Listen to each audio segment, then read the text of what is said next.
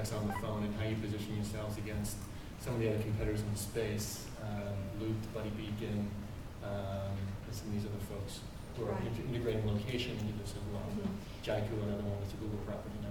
We would actually see them as customers of ours. So really what we're providing is the messaging service and the platform. So when we want to layer in location, a Loop would come to us. We don't build or create location ourselves. We would have, so we're a bit like, they would plug into us and we'd actually use their location as part of our service. And you mentioned a number of different revenue models up there. Is it a situation where you've got certain things in mind, or are you waiting to see how things shake out? We have people approaching us on specifics. That's why we have those reviews. If you had to pick one or two, which one you got? Well, we're seeing a lot of traction in the sponsorship because that's a successful model that's been working on social networks today, and also the carriers are finding us. And so we're looking at revenue shares of both the data plan and the transactions.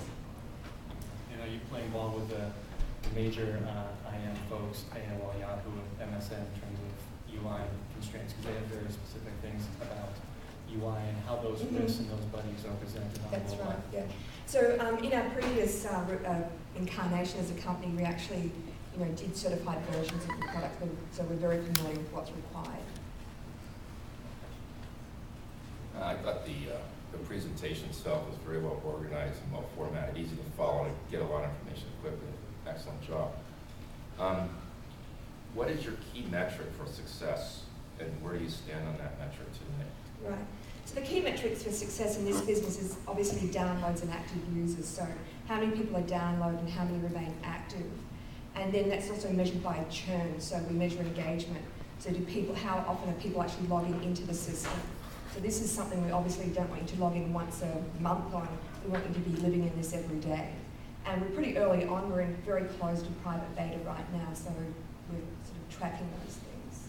Yeah, I'm particularly interested in your trending and tracking of those things because I'd like to compare it to the other mobile apps that are offered, as brought up on a vertical sense or more horizontal sense, like with Facebook and others that are into the mobile apps. And so it's a horse race, right? It's a horse race. So you go there a lot faster than then you're a great target. If you don't go a lot faster, then it's another consequence. So it's kind of a speed thing. So that trending information on that operating metric, I think, will be key to your success. Any questions from the audience? Always has something back there. So in terms of what you guys are seeing in this space, how challenging is what's ahead for Xumii?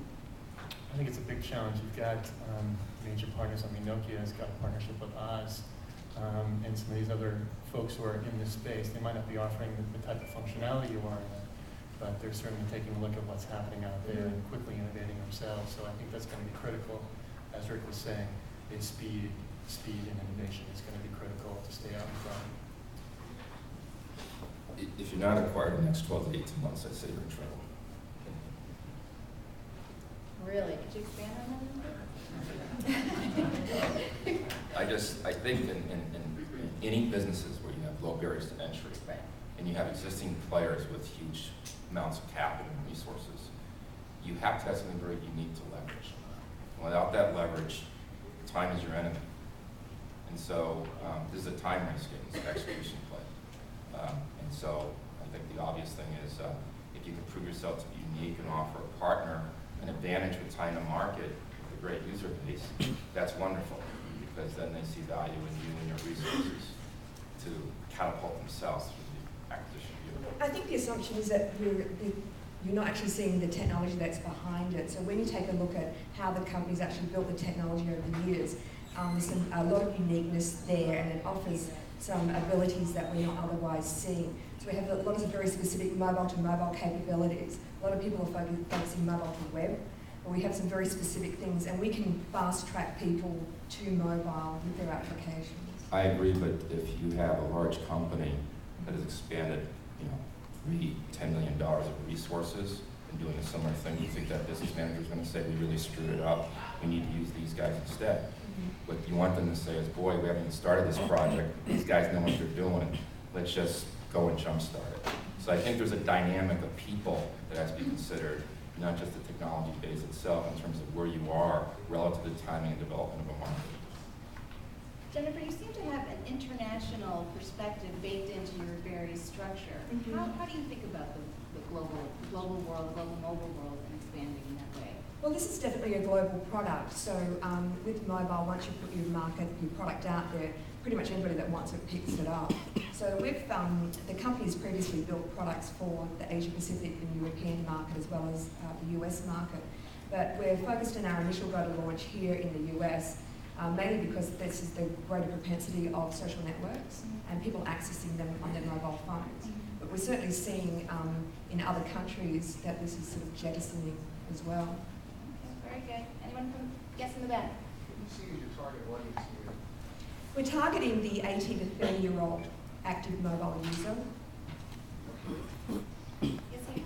Yeah, how tied in are you with the carriers for this offering the service? I mean, are you tied in with just the social, the address book that you have on your social site, or do we have a relationship with the carrier to drive the application? So we're a direct-to-consumer place. We're not specifically relying on carrier relationships, although we do have them from a previous set of products that we had. Obviously, here in the US, it's hard for us to access contacts on the phone without having those relationships. In other parts of the world, we have access to the mobile address book easily. Question? No? Okay. Jennifer, you get the last word. Anything you want to say to wrap up? I would just say come to Xumii.com, try us out. Beautifully done. Thank you.